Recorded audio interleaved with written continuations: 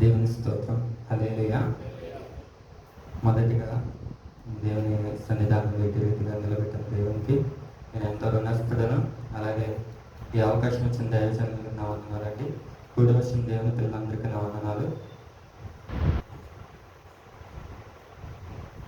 పరిశుద్ధాత్మ గ్రంథం నుంచి 1 తెస్సలోనికీయులకు 1వ అధ్యాయము 2వ వచనం ఒకసారి చూద్దామండి. 1 తెస్సలోనికీయులకు విశ్వాసంతో కూడిన మీ పనిని, ప్రేమతో కూడిన మీ ప్రయాసమును మన ప్రభు అయిన యేసుక్రీస్తు నందలి నిరీక్షణతో కూడిన మీ ఓర్పును. చాలండి, చిన్న ప్రార్థన చేస్తాం. 1 తెస్సలోనికీయులకు 1వ అధ్యాయము 2వ వచనం. చిన్న ప్రార్థన చేస్తున్నాం. ప్రార్థన. కృపగల మా దేవా, దయగల మా రాజా, ప్రభా, నీ ఘనమైన ఉన్నతమైన శ్రేష్టమైన నామం బట్టి స్తుతులు స్తోత్రం యేసయ్యా. ప్రభా, నీ ప్రేమ గొప్పది ప్రభా. యేసయ్యా ప్రభా, నీ ప్రేమలోనే ప్రభా మేము ఎటు విధంగా ఉన్నామంటే తండ్రి, అందుబట్టి ఉన్నాం యేసయ్యా. నీ కృపలేని క్షణము, నీ దయలేని క్షణం మేము ఊహించలేము ప్రభా. యేసయ్యా, ఇప్పటి వరకు మేమేమై ఉన్నామో అది కేవలం నీ కృప ప్రభా. ఈ రాత్రికాల శ్రమంలో ప్రభా అదే కృప ద్వారా మాతో మరొకసారి మాట్లాడి ప్రభా, యేసయ్యా నీ ప్రేమలో మేము నిలిచి ఉండేటట్టు ప్రభా నీ సహాయం దయచేయమని, నీవే పరిశుద్ధాత్మ సహాయం ద్వారా ప్రభా నీవే ప్రతి ఒక్క బిడ్డతోనూ నాతో మాట్లాడి నీవే మహిమ పొందుకోమని నజరేయుడైన యేసు నామములో వేడుకొంచున్నాను తండ్రి. ఆమేన్. అపోస్తలుడైన పౌలు గారు తెస్సలోనికీ సంఘానికి రాస్తూ ఇక్కడ చెప్తున్నాడు ఏమని, విశ్వాసంతో కూడిన మీ పనిని. అంటే మనం ఒక పని చేయాలి అంటే మనలో ఏముండాలి? విశ్వాసం ఉండాలి. విశ్వాసం లేకుండా ఏ పని చేసినా, అంటారు కదా, ఒక పని చేయడానికి ఖచ్చితంగా మనలో అది పాజిటివ్గా వెళ్తుందని ఒక వైపు ఉండాలి మన జీవితంలో. అప్పుడే మనం దాన్ని సక్సెస్ఫుల్గా చేయగలుగుతాం. పని అనగా మనం నానార్థంలో చూసుకుంటే క్రియ అని కూడా ఉంటుంది. అంటే ఒక క్రియ జరగాలి అంటే కనుక ఖచ్చితంగా దాంట్లో విశ్వాసం చాలా ప్రాముఖ్యమైనది. అసలు విశ్వాసం మనలో ఉందా అంటే మనందరం విశ్వాసులు అని పిలువబడతాం కదా, మనందరం విశ్వాసులమే కదా. మన జీవితంలో విశ్వాసం ఉందా? ఒక క్వశ్చన్. విశ్వాసం ఉందో లేదో దేవుడు మనతో మాట్లాడబోతున్నాడు. అంటే విశ్వాసం ఉంటే కనుక ఖచ్చితంగా ఏం జరిగింది? క్రియ జరిగింది. క్రియలు లేని విశ్వాసం మృతం. అది మనందరికీ తెలిసిన వాక్యం. కానీ మన జీవితంలో విశ్వాసులు అని పిలువబడుతున్నాం, విశ్వాసులుగా జీవిస్తున్నాం, కానీ మన జీవితంలో ఏముండట్లేదు? క్రియ ఉండట్లేదు. అందుకే మనం విశ్వాసం అనగానే మనకు మొదటిగా గుర్తొచ్చే ఒక వ్యక్తి ఎవరంటే అబ్రహాం గారు. ఎందుకనంటే ఆయన విశ్వాసులకు తండ్రి అని పిలువబడుతున్నాడు. అయితే ఆ విశ్వాసులకు తండ్రి అయిన అబ్రహాం గురించి పౌలు గారు ఏమంటున్నారంటే, విశ్వాసము ద్వారా అబ్రహాము నీతిమంతుడిగా ఎంచబడెను అని రాయబడి ఉంది. కానీ అదే అబ్రహాం గారి గురించి యాకోబు గారు ఏమంటున్నారంటే, యాకోబు రాసిన 2వ పత్రిక 21వ అధ్యాయంలో మనం చూసుకుంటే ఒకసారి చదువుదామండి. యాకోబు రాసిన 2వ పత్రిక 21వ అధ్యాయం 21 ఒకటి చదవని చాలు. మన పితరుడైన అబ్రహాము తన కుమారుడైన ఇస్సాకును బలిపీఠం మీద అర్పించినప్పుడు అతడు క్రియల వలన నీతిమంతుడని ఎంచబడ్డాడు. చాలండి. అంటే అక్కడ యాకోబు గారు ఏమని రాస్తా ఉన్నారు? క్రియల వలన నీతిమంతుడిగా ఎంచబడ్డాడు. అంటే విశ్వాసము క్రియలకి చాలా దగ్గర సంబంధం ఉన్నాయి. విశ్వాసులకు ఖచ్చితంగా వాళ్ళ జీవితంలో ఏముండాలి? క్రియలు ఖచ్చితంగా ఉండాలి. క్రియలు లేకపోతే కనుక వాళ్ళ విశ్వాసులుగా పిలువబడట వ్యర్థం. అంతేకాకుండా అబ్రహాం గారి కాకుండా రాహాబు గారి గురించి కూడా పౌలు గారు రాయబడి ఉంది. పౌలు గారు అంటారు, విశ్వాసం ద్వారా ఆమె నీతిమంతురాలుగా ఎంచబడింది. అలాగే యాకోబు గారు అంటారు ఆమె క్రియల ద్వారంగా నీతిమంతురాలుగా ఎంచబడింది అంటారు. అంటే పౌలు గారు దేనిని చూసి ఆయన నీతిమంతుడు విశ్వాసుడు అని చెప్పారంటే కనుక ధర్మశాస్త్ర క్రియలను బట్టి పౌలు గారు అబ్రహాము గారు నీతిమంతుడు అని చెప్పారు. అదేవిధంగా రాహాబు అటు విధంగానే విశ్వాసురాలు అని చెప్పి పిలువబడింది. అటు విధంగానే భక్తుడైన యాకోబు గారు అంటారు కదా, దేని ద్వారా అంటే ఆత్మ క్రియలను బట్టి ఆయన నీతిమంతుడిగా విశ్వాసం ద్వారా ఎంచబడ్డాడు. అదేవిధంగా ఆత్మ ద్వారానే అంటే మన జీవితంలో ఆత్మక్రియలు జరిగితేనే మనం ఫలించినట్లు, అదేవిధంగానే మన జీవితంలో ఆత్మక్రియలు లేకపోతే మనం విశ్వాసాలుగా పిలవబడం. అది ఆత్మక్రియలు అనగానే క్రియలు అనగా ఫలములు. అంటే ఒక క్రియ జరిగితే ఆ క్రియ ద్వారా ఒక పని జరిగితే దాని చివరగా వచ్చేది ఏంటి? ఫలము. అంటే మన జీవితంలో కూడా ఒక క్రియ జరిగితే ఆ క్రియ ద్వారా వచ్చేది ఏంటి? ఫలము. ఆ ఫలము రావాలి అంటే కనుక మన జీవితంలో ఏం జరగాలి? క్రియ జరగాలి. క్రియ జరిగినప్పుడే ఆ ఫలం వస్తుందండి. సో మన జీవితంలో మనం విశ్వాసాలు మనం పిలవబడుతున్నాం. మన జీవితంలో క్రియలు జరగబడుతున్నాయా లేదా ఇప్పుడు మనకు తెలుస్తుంది. ఆ ఫలం ఏంటి అని బైబిల్ గ్రంథంలో మనం చూసుకున్నట్లయితే కనుక ఆ ఫలాలు ఆత్మ ఫలాలు మనకు తెలుసు, అందరికీ తెలుసు. ఆత్మ ఫలాలు గలతీ పత్రికలో ఉండే ప్రేమ, సంతోషము, సమాధానము, దీర్ఘశాంతము, దయాలత్వము, విశ్వాసము, సాత్వికము, ఆశానిగ్రహం, అవన్నీ ఏంటి? ఆత్మ ఫలాలే. అంటే అవన్నీ ఏంటి? ఒక క్రియలు, ఒక విశ్వాస జీవితంలో కొన్ని క్రియలు జరిగితే ఆ క్రియల ద్వారా వచ్చే ఫలాలు. అంటే మన జీవితంలో మనం విశ్వాసులుగా పిలువబడుతున్నాము, మన జీవితంలో మన విశ్వాసులమని చెప్పుకుంటున్నాము, కానీ మన జీవితంలో ఏం లేదండి? క్రియలు లేవు, క్రియలు జరగట్లేదు, క్రియల ద్వారా ఫలితం కూడా రావట్లేదు. సో మన జీవితంలో ఏం జరగట్లేదు? ఆత్మ ఫలాలు అనేవి ఎంత మాత్రం ఫలించట్లేదు. ఆ ఫలాలు ఫలించాలంటే మన జీవితంలో ఏముండాలి? విశ్వాసం ఉండాలి ఖచ్చితంగా. ఆ విశ్వాసం లేకుండా మనం ఫలించలేమండి. అంతేకాకుండా నేను ఇక్కడికి వచ్చి దేవుని గురించి అంటే నేను ఆలోచిస్తూ ఉన్నప్పుడు నాకు మోషే గారి గురించి ఎందుకు ఒక తలంపు వస్తూ ఉంది. ప్రభువా, మోషే గారి గురించి చూపిస్తున్నాం, కానీ ఆ మోషే గారి గురించి, విశ్వాసం గురించి అసలు నేను ఎలా చెప్పగలగాలి? అందరికీ తెలిసిందే కదా మోషే గురించి అని నేను అనుకుంటా ఉన్నా. కానీ దేవుడు నాకు బయలుపరుస్తూ ఉన్నాడు ఒక వాక్యం. అంటే మోషే గారు ఎక్కడి నుంచి వచ్చారు? ఐగుప్తు దేశం నుంచి వచ్చేసారు. ఎక్కడి నుంచి? ఫరో రాజు దగ్గర నుంచి. ఎందుకు వచ్చేసాడు? ఆయన్ని చంపాలనుకుంటున్నాడు కనుక. అంతే కదా, మోషే గారిని చంపాలనుకున్నాడు. సో చంపాలనుకున్నాడు కనుక అక్కడి నుంచి వచ్చేసాడు. వచ్చేసి ఆ మిద్యాను దేశానికి వెళ్ళాడు. వెళ్ళిన తర్వాత యెహోవా మోషేతో మాట్లాడి, నువ్వు వెళ్ళు, మరలా ఐగుప్తు దేశానికి వెళ్ళు, ఫరో దగ్గర నువ్వు వెళ్ళి ఫరో దగ్గర నుంచి అక్కడి నుంచి ఇశ్రాయేలు ప్రజల్ని, నా ప్రజల్ని అక్కడి నుంచి తోడుకుని రా, అక్కడి నుంచి తీసుకుని రా అని చెప్పినప్పుడు మోషే గారికి ఏమనిపించాలి? అసలు మనం అయితే అంటే మోషే ఆయన వచ్చిన పరిస్థితి ఏంటి? అసలు అది చాలా భయంకరమైన పరిస్థితి కదా. అక్కడి నుంచి ఎలా వచ్చాడు? పారిపోయి వచ్చాడని బైబిల్ గ్రంథంలో రాయబడి ఉంటది. మనము ఒక వ్యక్తికి కానీ, ఒక కుటుంబానికి కానీ, లేదంటే మన ఊర్లో కానీ ఏదన్నా నష్టం చేయడమో లేదా ఇతరులకు హాని చేయడమో ఏదన్నా చేసి మన గురించి ఎదుగుతున్నారు అన్న పరిస్థితిలో మనం అక్కడి నుంచి పారిపోయి వచ్చిన తర్వాత మళ్ళీ మనం అక్కడికి వెళ్ళాలంటే అసలు వెళ్తే ఇంక దొరికితే ఏమి ఉంటుందా? ఇంకేముండదు, దొరికితే ఒక్క క్షణంలో అయిపోతాం. అంటే అటువంటి క్లిష్ట పరిస్థితుల్లో కూడా మోషే గారిని వెళ్ళమన్నప్పుడు మోషే గారు వెళ్ళారా లేదా? అంటే ఆయనలో ఏముంది? విశ్వాసం ఉంది. ప్రభువా, నిజంగా అసలు ఇంత అంటే నీ వాక్యంలో ఇంత విశ్లేషణ ఉన్నదా, అంటే ఇంత అర్థం ఉన్నదా అని నాకు అప్పుడు అర్థమవుతూ ఉన్నప్పుడు చాలా సంతోషం వేసింది. అందుకే అన్న అంటా ఉంటాడు కదా, వాక్యం చదవండి, చదివిన దాన్ని మీరు ధ్యానించండి అంటాడు. అప్పుడు నాకు అంటే నాకు అనిపిస్తూ ఉంటది, నేను వాక్యం చదివేసి అది క్షణంలో మూసేస్తానేమో కానీ ఆ వాక్యాన్ని గురించి నా మైండ్ ఆలోచిస్తూ ఉంటది. అంటే ఎందు గురించి దేవుడు అలా మాట్లాడాడు, ఎందు గురించి అలా అన్నాడు, అంటే దాంట్లో చాలా అర్థాలు ఉంటాయండి. బైబిల్ గ్రంథం చదవాలంటే 2 రోజులు కూర్చొని చదివేవచ్చు, కానీ దానిలో ఉన్న అర్థం తెలుసుకోవడానికి మాత్రం మన జీవితం సరిపోదు, అసలు సరిపోదు.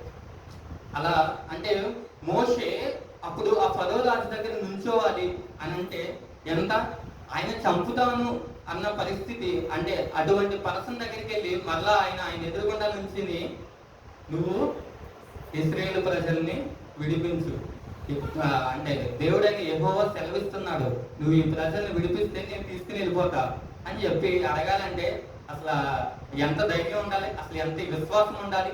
అంటే ఆయన విశ్వాసంలో ఏముంది, అక్కడ క్రియలు ఉన్నాయి, క్రియలు ఉన్నాయి కాబట్టి అక్కడికి వెళ్ళాడు. విశ్వాసుడు అని చెప్పి మనం పిలువబడుతున్నాం, కానీ మన జీవితంలో ఏముండట్లేదు, క్రియలు ఉండట్లేదు. అదే పరిస్థితి మనకు వస్తే కనీసం ప్రభువా నువ్వు అక్కడికి వెళ్ళమన్నావు కానీ నేను వెళ్ళకుండానే అయిపోతాను, నేనైతే వెళ్ళలేను అని చెప్పి మనం దేవునితో అంటామేమో. కానీ మోషే గారు అయితే అలా అనలేదండి. ఆయన విశ్వాసంతో వెళ్ళాడు, ఫరో ఎదుట ధైర్యంగా నిలబడ్డాడు. అంటే దేవుడని యెహోవా సెలవిస్తున్నాడు, ఖచ్చితంగా ఈ ప్రజలు దేవుని ప్రజలు, నువ్వు విడిపించవలసిందే అని చెప్పి ఆయన ఎదురుగుండా నిలబడటమే కాకుండా దేవుని పక్షంగా నిలబడి అనేక కార్యాలు చేస్తాడు, అనేక క్రియలు అక్కడ జరగబడినవి. దాని ప్రతిఫలంగానే ఇశ్రాయేలు ప్రజలు అక్కడి నుంచి తోడుకొని బయటికి రాబడ్డారు. అంతే కదా, ఆ మోషే గారు ఆ విశ్వాసం చూపించకుండా అక్కడికి వెళ్లకుండా ఉంటే కనుక ఇశ్రాయేలు ప్రజలు అక్కడి నుంచి రాలేదు, ఆ బంధకాల నుంచి విడిపింపబడలేదు. అంతేకాకుండా మనం అంటే లెంట దినాల్లో ఉంటున్నాం కనుక ఒకసారి యేసు ప్రభు గారి గురించి కూడా ఒకసారి మనం చూద్దాం. మన దేవుడు అంటే మార్కు సువార్త 5:35 ఒక అంటే మార్కు సువార్త 5వ చాలా క్రియలు దేవుడు యేసు ప్రభు గారు చేశారు. అంటే అక్కడ చూసినట్లయితే కనుక దెయ్యములను వెళ్ళగొట్టాడు, రక్తస్రావం కలిగిన స్త్రీని స్వస్థపరచబడడం మనం చూస్తాం. అంతేకాకుండా ఒక సమాజపు మందిరపు అధికారి, అంటే ఆయన కుమార్తె ఒక వ్యాధితో చనిపోవడానికి సిద్ధంగా ఉన్న పరిస్థితుల్లో ఆయన వచ్చి ప్రభువా నా కుమార్తెను వచ్చి నువ్వు స్వస్థపరచును అని చెప్పి ఆయన పాదముల పడి ఆయన వేడుకుంటా ఉన్నాడు.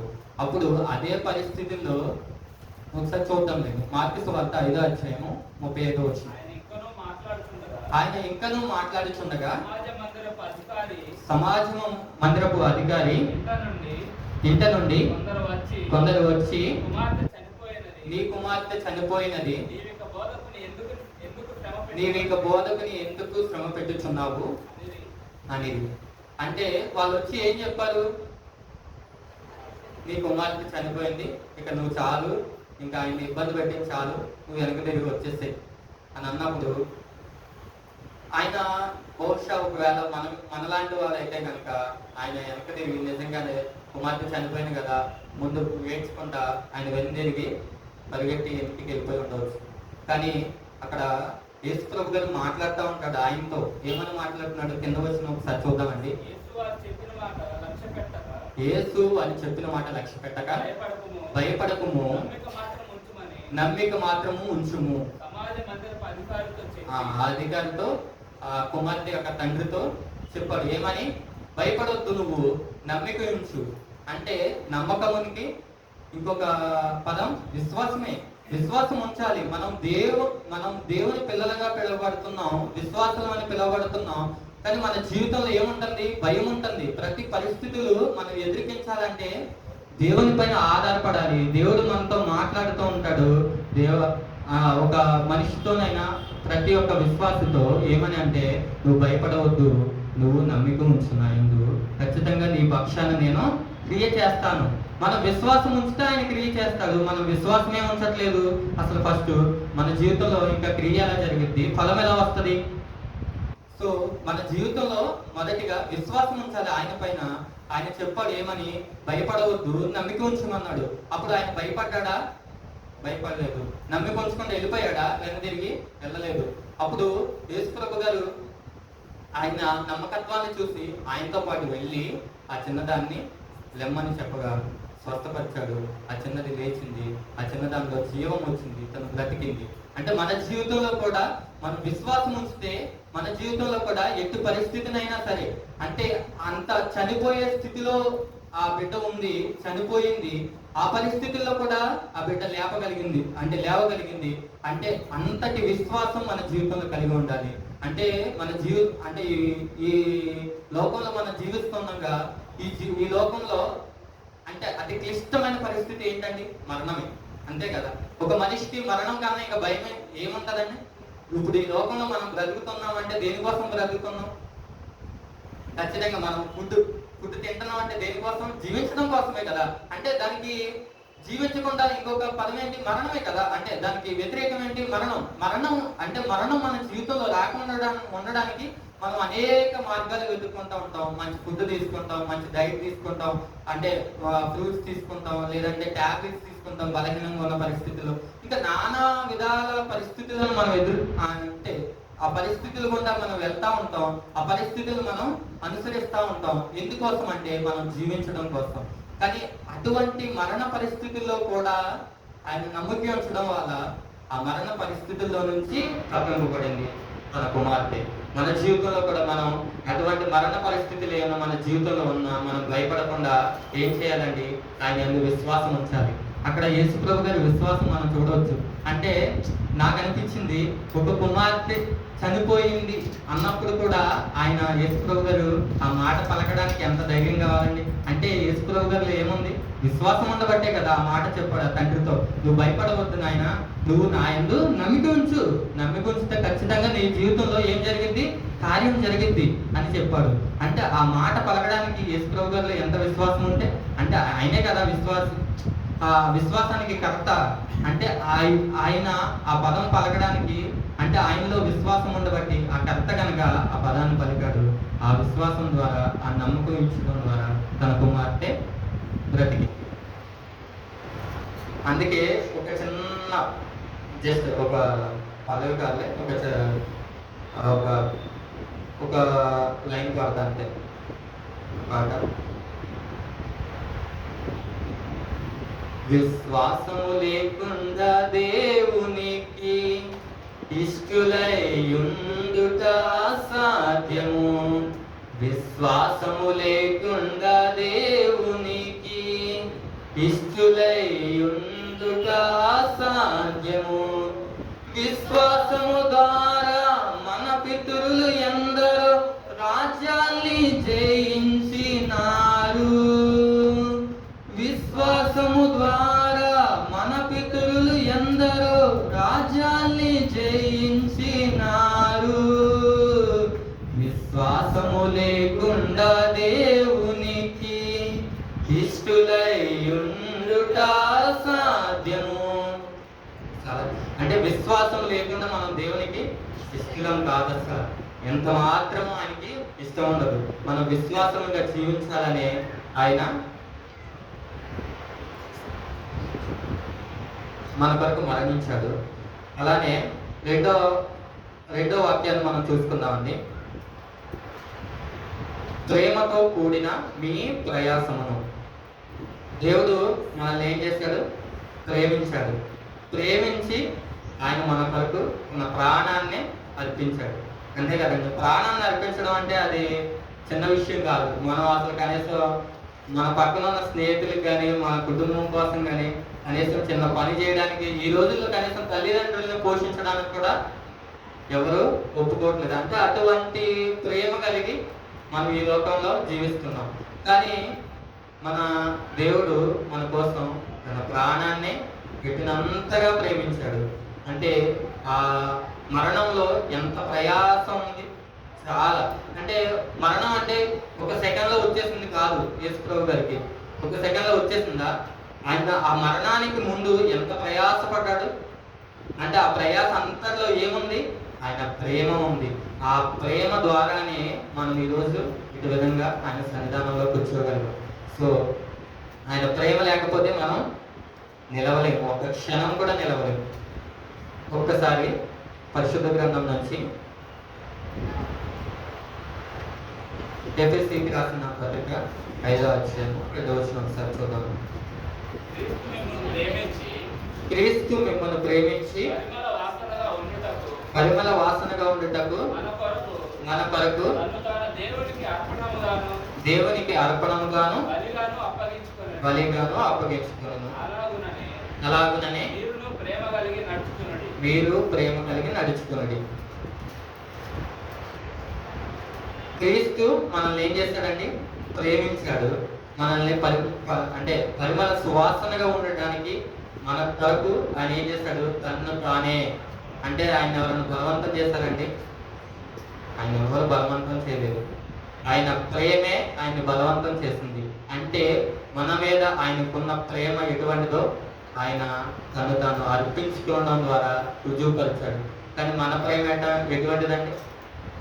మనలో ప్రేమ ఉంది అసలు ఆ ప్రేమ ముందు మనం అంటే ఒక పర్సన్ ప్రేమిస్తే ఆ ప్రేమ ముందు నేను బానిస అయిపోయా అంటారు కొంతమంది. అంటే ఎందుకు అర్థం కాదు. అసలు ఈ లోకపు వాటి గురించి మనం బానిసలు అయిపోతే మన తండ్రి అయిన దేవుడు తన కుమారుని లోకానికి పంపించి ఆయన తన ప్రాణాన్ని పెట్టినంతగా మన కోసం ప్రేమిస్తే మనం మాత్రం ఏం చేస్తామండి? ఈ లోకంలో ఉన్న వాటినే ప్రేమిస్తూ ఉంటాం. ఆస్తులు కావాలి, అంతస్తులు కావాలి, అవి కావాలి, ఇవి కావాలి, వాటిని కూడబెట్టుకుందాం. మంచి జాబ్ వస్తే చాలు ప్రభు, నాకు ఇంకేం అవసరం లేదని ప్రార్థన చేస్తాం. అటువంటి ప్రేమ కలిగి జీవిస్తూ ఉన్నామండి మనం. కానీ దేవుడైతే తన కుమారుని పంపించాడు. తన కుమారుడు ఏం చేస్తున్నాడండి? తను తాను అప్పగించుకుంటున్నాడు ఆ మరణానికి. మనల్ని అంతగా ప్రేమించాడండి. ఆ ప్రేమను మనం వెలకట్టలేము. ఆ ప్రేమను మనం అసలు ఎంత మాత్రం చాలా అసలు వర్ణించడానికి కూడా పదములు చాలా అని చెప్పి భక్తుడు రాస్తూ ఉంటాడు. అంటే ఆ ప్రేమలో అంత విలువ ఉన్నది. కానీ మనం ఆ ప్రేమను గుర్తిరగట్లేదండి. కానీ ఈ రాత్రికాల సమయంలో పరిశుద్ధాత్మ దేవుడు నీతో నాతో మాట్లాడుతున్న మాట ఏంటంటే, ఒక్కసారి ఆయన ప్రేమను జ్ఞాపకం చేసుకున్నాము. ఒక్కసారి జ్ఞాపకం చేసుకుంటే కనుక మనం ఈ లోకంలో దేనిని ఆశించము, ఈ లోకంలో ఉన్న దేని వైపు మనం చూడము, ఈ లోకాన్ని మనం జయించేవారి వలె ఉంటాము. ఆయన ప్రేమ గుర్తుకి రాకే మనం ఈ లోకాన్ని జయించలేకపోతున్నాం. ఆయన ప్రేమ గుర్తుకి రాకే ఈ లోకంలో మనం బ్రతకలేకపోతున్నాం. ఈ లోకంలో భయపడుతూ, ఈ లోకంలో దుఃఖిస్తూ, ఈ లోకంలో కుమిలిపోతూ ఉంటున్నాం. అంటే దానికి కారణం ఏంటంటే దేవుని ప్రేమ మనకు ఆ క్షణంలో గుర్తుకు రావట్లేదు. దేవుని ప్రేమ గుర్తుకొస్తే ఈ లోకాన్ని మనం ఖచ్చితంగా పెంటగా ఎంచుకుంటాం. ఖచ్చితంగా ఆ దేవుని ప్రేమకు బానిస అవుతాం.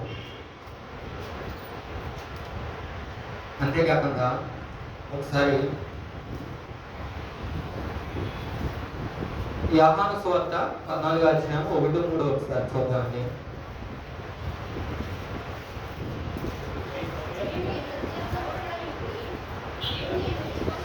మీ హృదయమును కలవరపడని, ఇక్కడి ఒకసారి అక్కడ తాము మీ హృదయాన్ని కలవరపడనియొద్దు. ఎందుకు కలవరాలు వస్తున్నాయి మనకి? ఈ లోకంలో దేవుని యందు విశ్వాసం ఉండట్లేదు. ఆయన ప్రేమ మనకి గుర్తు రావట్లేదు. అందుకే మనకి ఈ లోకంలో కలవరాలు ఎక్కువైపోతున్నాయి. చాలా కలవరాలు. ఎంత అంటే ఒక ఎకరం పొలం కొనుక్కుంటే చాలు ప్రభా, ఆ ఎకరం సరిపోదు ప్రభా, దాని పక్కన ఉన్న ఎకరం కూడా నాకు కావాలి ప్రభా. వాడు బెంచ్ కార్లో తిరుగుతున్నాడు, నేను కూడా దానికన్నా పెద్ద కారు నేను కొనుక్కోవాలి ప్రభా. నాకు ఈ వాచ్ సరిపోదు, ఇంకొక మంచి డిజిటల్ వాచ్ కావాలి ప్రభా. నాకు ఈ గోల్డ్ 10 గ్రాములు సరిపోదు, నాకు ఒక 10 తులాలు కావాలి. అటువంటి వాటి గురించి మాత్రమే మనం ఆలోచిస్తూ, అటువంటి వాటి గురించే మనం చింతిస్తూ, అటువంటి వాటి గురించే మనం ఆలోచిస్తూ ఉంటున్నాం. కానీ ఇంకెప్పుడు ఆలోచిస్తామని, దేవుడు నా కోసం ఆయన నన్ను ప్రేమించి ఆయన మరణించాడు. ఆయన నన్ను ప్రేమించి తన సిలువకు తను తానే అప్పగించుకున్నాడు. ఆయన నన్ను ప్రేమించి ఆ మరణాన్ని కూడా, అంటే ఆ మరణానికి కూడా వెన్నుదిరగకుండా ఆయన ఒదుకు తెగబడిన గొర్రెపిల్ల వలె మౌనంగా ఆ మరణం ఎదుట ఉన్నాడు. అంటే ఆయన మనల్ని అంతగా ప్రేమించబట్టు. కానీ మనం ఈ లోకం వైపు మాత్రమే, ఈ లోకంలో ఉన్న వాటి కోసం మాత్రమే మనం చూస్తూ ఉంటాం. అలానే ఒకసారి గలాతీ పత్రిక 2:20 నేను కొంచెం రిఫరెన్స్ కూడా చెప్పేస్తాను. ఇంకా టైం చాలా తక్కువ ఉంది. నేను క్రీస్తులో కూడా సిలువ వేయబడి ఉన్నాను, ఏకను జీవించేవాడను నేను కాదు, క్రీస్తే నా యందు జీవించుతున్నాడు. నేను ఇప్పుడు శరీరమందు జీవించుతున్న జీవితము నన్ను ప్రేమించి నా కొరకు తను తాను అప్పగించుకుని నా దేవుని కుమారి అందరి విశ్వాసం వలన జీవించుతున్నాను అంటున్నారు. యేసుప్రభు గారు ఆ మాట చెప్పడానికి, అంటే ఆయన అప్పగించుకున్నాడు, ఆయన మనల్ని ప్రేమించాడు, ప్రేమించబట్టే ఆయన తండ్రికి అప్పగించుకున్నాడు. ఎందుకని అప్పగించుకున్నాడంటే మనం అప్పుడు ఏ స్థితిలో ఉన్నాం? మరణ స్థితిలో ఉన్నాం. మన పాపాలు ఏం చేస్తున్నాయి? మనల్ని చచ్చే విధంగా, అంటే ఆ చచ్చిన స్థితిలోకి తీసుకెళ్ళి ఆ చచ్చిన జీవితంతో మనం జీవిస్తూ జీవం లేని వారిగా మనం ఉంటా ఉన్నప్పుడు మన కోసం యేసుప్రభు గారి లోకానికి దిగి వచ్చి ఆయన అప్పగించుకుని తన ప్రాణాన్ని పెట్టి మనల్ని జీవించడానికి ఆయన పూనుకున్నాడు. ఆ యాగాన్ని, త్యాగాన్ని. ఆయన కనుక ఒకవేళ ఆయన మరణించకుండా ఉండుంటే మనం ఈరోజు జీవించి ఉండేవాళ్ళం కాదు. ఇంకా మరణ స్థితిలోనే. అప్పుడు పరిస్థితులు ఎలా ఉన్నాయి? తినుమా, తాగుమా, సుఖించుమా, అంటే బానిసత్వ జీవితాలు. అంటే ఉన్నవాళ్ళు ఉన్నవాళ్ళనే, లేని వాళ్ళు లేని స్థితిలోనే. మనిషి ప్రేమ ఎక్కడా కనిపించట్లేదు. ఎంత మాత్రము ఎక్కడ అంటే దేవుని ఎడల భయభక్తులు కానీ ఏమి కనిపించట్లేదు. అటువంటి ఘోర స్థితిలో మనం ఉంటా ఉన్నప్పుడు ఆయన మన పితరులు ఉన్న పరిస్థితులు దేవుడు తండ్రి చూసి ఏం చేశాడు? తన కుమారుని పంపించాడు. కానీ ఇప్పుడు మనం అయితే ఈ స్థితిలో ఉన్నాము. దేవుని ప్రేమ మనకు తెలుసు, కానీ మనం ఇంకా మన పితరులు వలె మనం కూడా విశ్వాసం లేని వారుగా, ఆయన ప్రేమ మన ఎడల ఉన్నప్పటికీ ఆ ప్రేమను మనం ఎంత మాత్రం గ్రహించలేని వారుగా జీవిస్తున్నాం. అటు వారి వల్లే కాకుండా ఈ రాత్రికాల సమయంలో పరిశుద్ధాత్మ దేవుడు నీతో నాతో మాట్లాడే మాట ఏంటంటే, ఇప్పటికైనా ఆయన విశ్వాసం ఉంచి, ఇప్పటికైనా ఆయన ప్రేమను గుర్తెరిగి, ఇప్పటికైనా మన జీవితంలో ఆయన పైన నమ్మిక ఉంచితే మన జీవితంలో క్రియలు జరిగి ఆ క్రియల ద్వారా మనం ఫలించబడతాం. ఆ ఫలభరితమైన జీవితం దేవునికి ఇష్టమైనదిగా ఉంటుంది. ఇంకా మూడవదిగా చూసుకున్నట్లయితే కనుక నిరీక్షణ.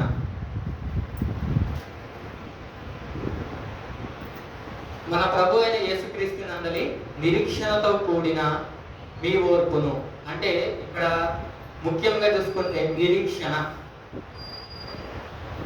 ఎవరిలో నిరీక్షణ అండి? ప్రభు అయిన యేసుక్రీస్తు నందలి నిరీక్షణ. ఈ లోకంలో ఉన్న నిరీక్షణ అన్నాడా? లేదా మీరు నిరీక్షణతో ఉందని అన్నాడా? డైరెక్ట్ వారు కూడా రాలేదు. ఎందుకు రాశాడంటే, మనం ఈ లోక పరంగా నిరీక్షణ కలిగి ఉండకూడదు, ఈ లోక సంబంధమైన వాటి వైపు మనం ఎంత మాత్రం చూడకూడదు, కానీ యేసుక్రీస్తు నందలి నిరీక్షణతో మనం జీవించాలి.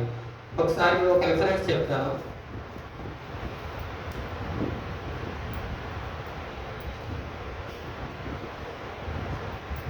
రోమపత్రిక 12:12 ఒకసారి చూద్దామండి.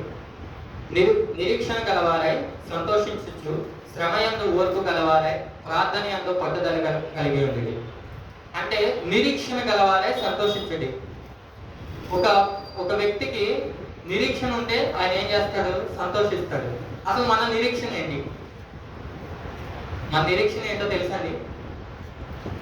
పరలోకం చేరడమే మన నిరీక్షణ అని అప్పచెప్తాం. ఇప్పుడు ఉన్న వాళ్ళు ఎంతమంది పరలోకం చేరతారు అని చేతులు ఎంతమంది ఎవరైనా ఎత్తగలుగుతామా? ఓకే, అందరూ ఎత్తుతారు అనుకుందామండి. ఒకవేళ ఎత్తామనుకో మన పరలోకం చేరతామా? ఎత్తున్నంత మాత్రం చేరం. కానీ దానికి తగిన నిరీక్షణ మన జీవితంలో ఉండాలి. దానికి తగిన క్రియలు మన జీవితంలో జరగాలి. ఆ క్రియలకు తగిన ఫలం వచ్చినప్పుడే ఆ ఫలానికి ప్రతిఫలంగానే మనం తండ్రి దగ్గర చేర్చబడతాం. అంతే కదండి. ఒక పని జరగకుండా, అందుకే ప్రభు అయిన యేసుక్రీస్తు గారు అంటారు కదా, ఆయన చనిపోతున్న ముందు గోధుమ గింజ భూమిలో పడి చావకుండిన ఎడల అది ఫలిస్తుందా? ఫలించదు. అంటే క్రీస్తు మన కొరకు మనం ఫలించాలని చెప్పి ఆయన ఏం చేస్తాడు? ఆయన చనిపోయాడు మనల్ని ఫలిభరితంగా చేయడానికి. ఆయన మరణ శిక్షను భరించాడు, అనుభవించాడు. అది ఆయన ప్రేమ. మరి మన ప్రేమ ఎటువంటిదండి? మరి మన ప్రయాస ఎటువంటిది? మరి మన నిరీక్షణ ఎటువంటిది? మరి మన విశ్వాసం దేనిలో ఉంది? మరి మన క్రియలు ఎటువైపు వెళ్తున్నాయి? మన క్రియలు ఎలా ఉన్నాయి? ఆ క్రియలకు వచ్చే ప్రతిఫలం ఎలా ఉంది?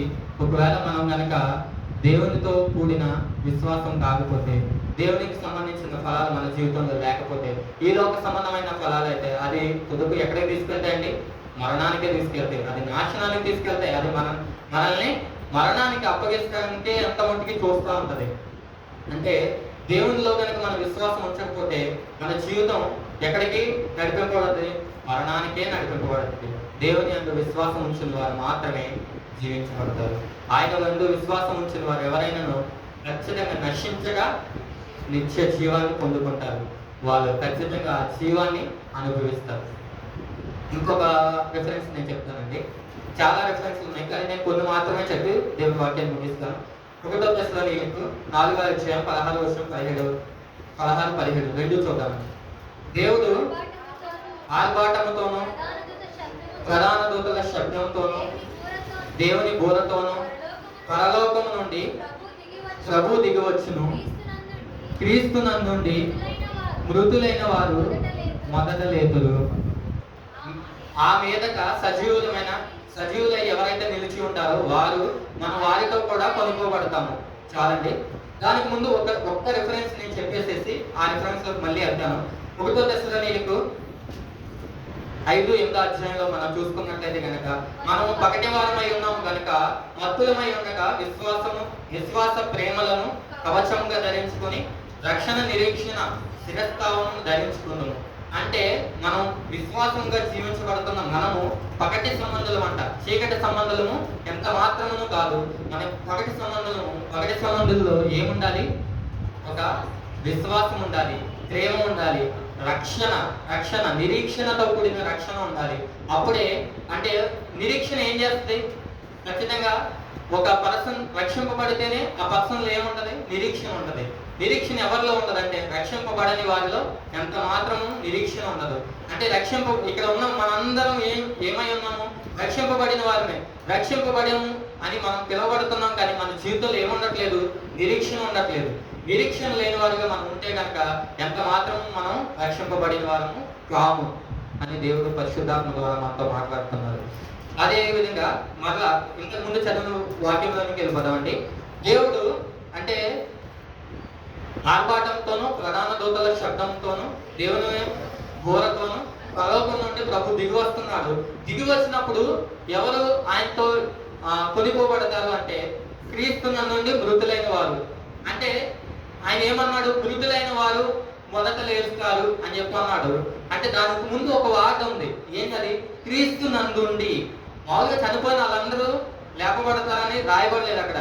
క్రీస్తునందుండి ఎవరైతే మృతులు అవుతారో వాళ్ళు మాత్రమే లేపబడతారు, అందరూ లేపబడరండి. దేవుడు రాకడ వచ్చినప్పుడు కేవలం క్రీస్తునందుండి మృతులైన వారు మాత్రమే లేపబడతారు.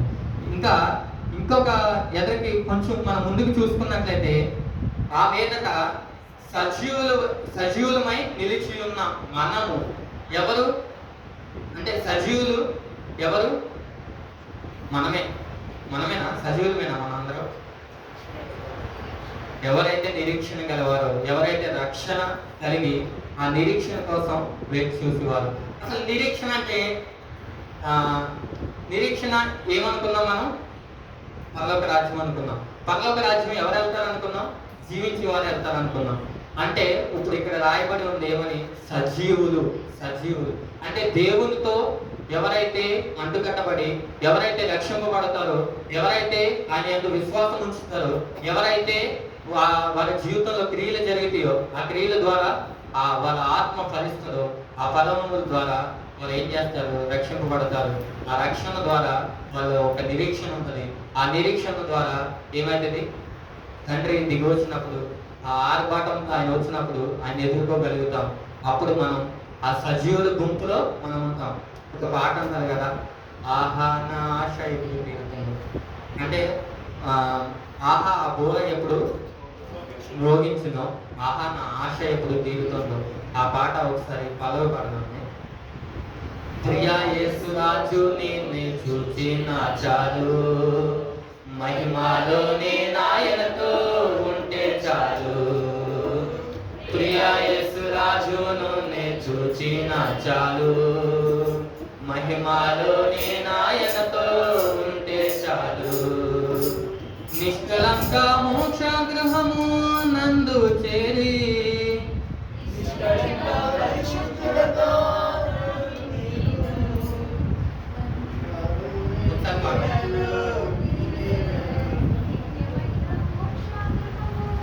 నందు చేరి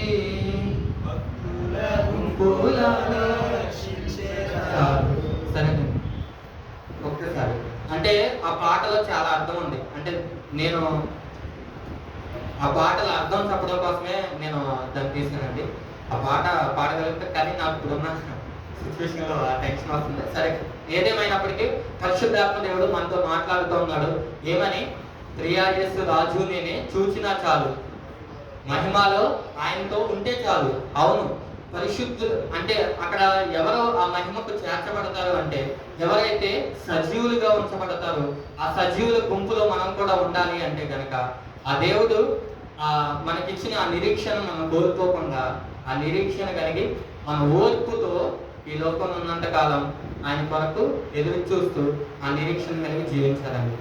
అందుకే 1 కొరింథీ 13:13లో రాయబడి ఉంటది ఇలా, ఏమనంటే ప్రేమ, నిరీక్షణ, విశ్వాసం, ఈ 3 మాత్రం నిలుస్తాయి అంట.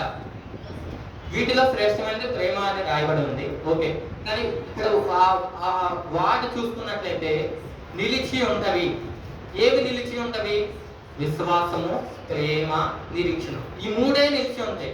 అంటే ఈ 3 ఏ వ్యక్తులు అయితే ఉంటాయో ఆ వ్యక్తి సజీవులుగా నిలిచి ఉంటాడు. ఆ వ్యక్తి మాత్రమే, నిలిచి ఉన్న వ్యక్తి మాత్రమే దేవునితో పోలిపోబడతాడు. దేవుడు ఈ పరిశుద్ధ వాక్యం దేవుడు దీవించిన గాక. ఆమేన్. ప్రార్థన చేసుకున్నాం.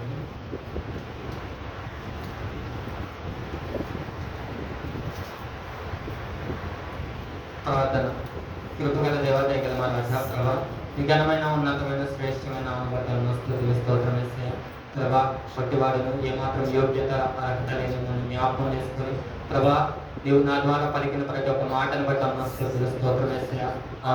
ఈ రాత్రికాల సమయంలో ప్రభా, ఈ పరిశుద్ధాత్మ సహాయం ద్వారా మాతో మాట్లాడిన ప్రతి ఒక్క మాటను బట్టి నీకే స్తుతిస్తున్నాను. అవును యేసయ్యా, మా జీవితంలో ఎంత మాత్రం నువ్వు విశ్వాసం లేదు కదా. అవును యేసయ్యా, మా జీవితంలో విశ్వాసం లేకుండా జీవించుతున్నారు ప్రభా. మా జీవితంలో ఎంత మాత్రం ప్రభా క్రియలు జరగట్లేదు ప్రభా.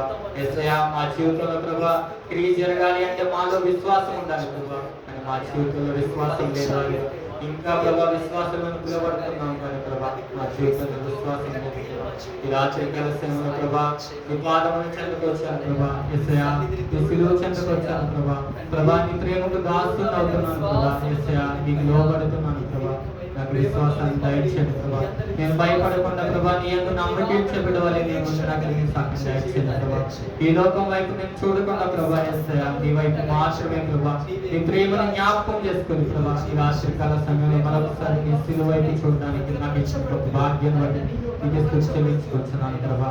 అటు విధంగా ప్రభా నా కన్నులను తెరవండి యేసయ్యా. అటు విధంగా ప్రభా నిన్ను చూసే ప్రభా తండ్రి, అటు విధంగా నా కన్నులను తెరవండి యేసయ్యా. నిన్ను చూడగలగడానికి ప్రభా నా కన్నులను ప్రభా తెరిచి ఈ రాత్రికాల సమయంలో ప్రభా యేసయ్యా నీ ప్రేమను ప్రభా నేను మరొకసారి జ్ఞాపకం చేసుకోవడానికి సహాయం దయచేయమని వేడుకుంటున్నాను. యేసయ్యా, నీవు మమ్మల్ని ఎంతగా ప్రేమించావంటే ప్రభా నిన్ను నీవే అప్పగించుకున్నావు ప్రభా. అవును యేసయ్యా, నీవు మమ్మల్ని ఎంతగా ప్రేమించావంటే ప్రభా యేసయ్యా, అది ఎంత ప్రయాస అయినప్పటికీ ప్రభా, అది ఎంత భారమైనప్పటికీ ప్రభా ఆ సిలువను మోసావు ప్రభా. తండ్రి, నా కొరకే ప్రభా ఆ శరీరం చేర్చబడింది ప్రభా. నా కొరకే కదా ప్రభా ఆఖరి రక్షబట్టు వరకు ప్రభా కార్చావు కదా యేసయ్యా. నా కొరకే కదా ప్రభా సిలువలో మరణం ఉందావు ప్రభా యేసయ్యా. గొప్ప దేవుడు తండ్రి, నీలా ప్రేమించగలిగిన వారెవరూ లేరు ప్రభా ఈ లోకంలో ప్రభా యేసయ్యా. నీ ప్రేమను మేము మర్చిపోకున్నట్లు ప్రభా అనుక్షణము ప్రభా మాల విశ్వాసాన్ని నింపండి యేసయ్యా. అనుక్షణము మా జీవితంలో ప్రభా క్రియలు జరిగించమని వేడుకుంటున్నాం ప్రభా యేసయ్యా. మా ఆత్మల ఫలములు లేవు ప్రభా యేసయ్యా. ఫలభరితమైన జీవితం మా జీవితం కాదు ప్రభా. కానీ ఈ రాత్రికాల సమయంలో ప్రభా నీ పాదములు చెందుకొచ్చిన ప్రభా యేసయ్యా, నా జీవితాన్ని ఫలభరితంగా మార్చండి యేసయ్యా ప్రభా. ప్రతి ఒక్కరు అడుగుదామండి, బిగ్గరగా ఆయన సన్నిధానం అడుగుదామండి యేసయ్యా. ఈ రాత్రికాల సమయంలో ప్రభా నా జీవితాన్ని ఫలభరితంగా మార్చి యేసయ్యా. యేసయ్యా, నీ ప్రేమను ఒకసారి జ్ఞాపకం చేసుకుంటున్నాం ప్రభా యేసయ్యా. నీవు నన్ను ఎంతగా ప్రేమించావంటే ప్రభా యేసయ్యా తండ్రి, నీ శరీరంలో ఒక్క బొట్టు కూడా లేదు ప్రభా. అవును యేసయ్యా, అంతగా ప్రభా నన్ను ప్రేమించావు తండ్రి యేసయ్యా. యేసయ్యా, నీ ప్రేమను బట్టి నీకే స్తోత్రం యేసయ్యా ప్రభా. నీ ప్రేమలో నేను వైదొలుకున్నట్లు ప్రభా నీవే నాకు విశ్వాసాన్ని దయచేయి యేసయ్యా. ప్రభా నీ విశ్వాసం ద్వారా ప్రభా నేను ఫలభరితంగా మార్చబడినట్లుగా నీ కార్యాలు జరిగించి మనం వేడుకొంటున్నాం తండ్రి. నీ సహాయం దయచేయండి. అవును యేసయ్యా, మేము నిరీక్షణ లేని వారు ప్రభా తండ్రి, రక్షింపబడిన మేము రక్షణ మా జీవితంలో ప్రభా యేసయ్యా ఎంత మాత్రం నిరీక్షణ లేకుండా జీవిస్తున్నాం ప్రభా. మమ్మల్ని క్షమించండి యేసయ్యా. ఈ రాత్రికాల సమయంలో ప్రభా నిరీక్షణ దయచేయండి యేసయ్యా. ఈ రాత్రికాల సమయంలో ప్రభా నిరీక్షణ గలవారి వలె ప్రభా మేము జీవించినట్లుగా నీ కార్యాలు జరిగించండి యేసయ్యా. మా నిరీక్షణ ఏమైందో ప్రభా యేసయ్యా తండ్రి, మేము ఎదిగినట్లుగా నీ కార్యాలు జరిగించండి యేసయ్యా. ప్రభా నీవు రాబోతుండగా ప్రభా యేసయ్యా ప్రభా మేము నిన్ను ఎదుర్కొనే వారి వలె ప్రభా తండ్రి మా క్రియలు ఉన్నట్లు నీ కార్యాలు జరిగించండి యేసయ్యా. మా క్రియలు చెడ్డవైతే గనక ప్రభా మేము నరకం వెళ్ళిపోతాం ప్రభా. మా క్రియల మూలంగా కాదు ప్రభా, నీ యందు విశ్వాసం ఉంచుతున్నాం ప్రభా. యేసయ్యా నువ్వు మమ్మల్ని ప్రేమించిన దేవుడు కదా ప్రభా, మేము నశించుట నీకు ఇష్టం లేదు కదా మా దేవా.